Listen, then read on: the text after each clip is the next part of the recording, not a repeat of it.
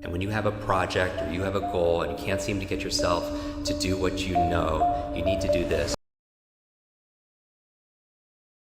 steer away from procrastination and help you get back on track. And it requires a little bit of practice every single day. How do you stop avoiding the things that you need to accomplish in your life? Can you all think about right now something that you know you need to do, something that's very important to your health, to your work, to your family, for yourself, but you keep on putting it off? Procrastination really is the practice of doing more pleasurable things in a place of less pleasurable things. And so that you're putting off impending tasks into a later time. Procrastination can lead to feelings of guilt, inadequacy, depression, self-doubt. I mean, it robs you from the life that you desire and the life you really deserve.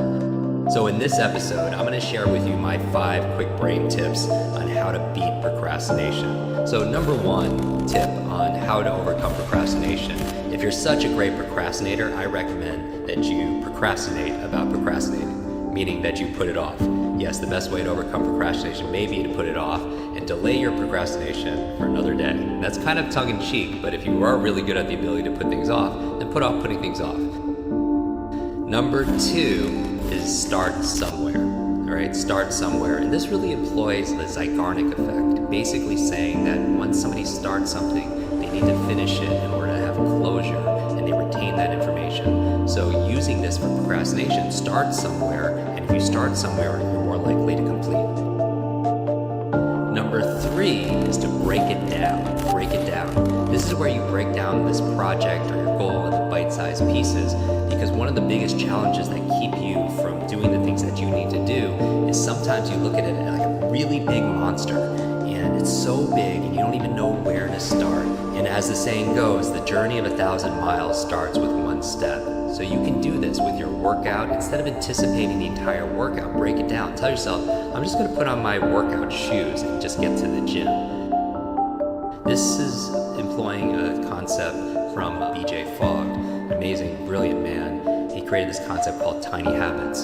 So for example, if you can't get yourself in the habit of flossing your teeth, for example, which we know adds years to your life, he says just floss 1 tooth. Because who's going to floss just 1 tooth, right? You're going to obviously do the 2nd and the 3rd and the 4th, but this is breaking it down into tiny little steps because it's less intimidating than the big monster that you might have it in your mind that keeps you from doing what you need to do. And it requires a little bit of practice every single day. So I don't ask people to just pick up a book, and read it. I want them just to read 1 sentence because I know they won't stop with 1 sentence. They'll go on the 2nd sentence and the 3rd and so on.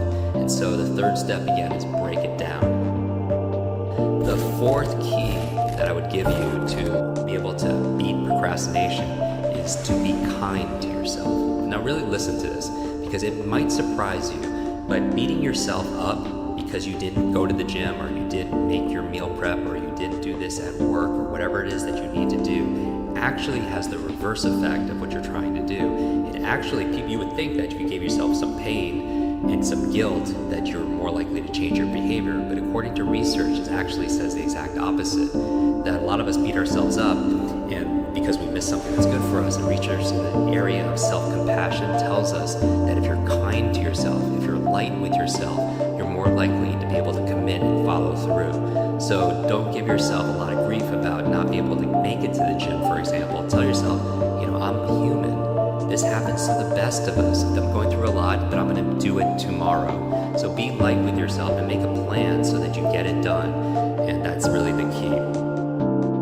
The 5th thing I would recommend to be able to overcome like this thing called procrastination is to schedule it. And this sounds like it's obvious and it's common sense, but again, it's not common practice. And finally, here's a bonus one. I wasn't going to add this, but number 6, I would say, is come up with your why. Come up with your why. One of my favorite books is by a friend of ours named Simon Sinek. You might be familiar with his TED Talk. He wrote a book called Start With Why. And basically it says that your purpose is what's going to drive you and give you energy. And when you have a project or you have a goal and you can't seem to get yourself to do what you know you need to do this, try to imagine and visualize vividly the results that you want. Tap into the reasons for action and you're able to get get past procrastination. I believe that there is a success formula. I call it H cubed.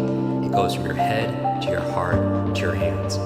But here's the thing, you can visualize your goals in your head and affirm things in your head all day, but if you're not acting with your hands, usually what's missing is the second H called your heart. The heart represents emotion, the energy of motion.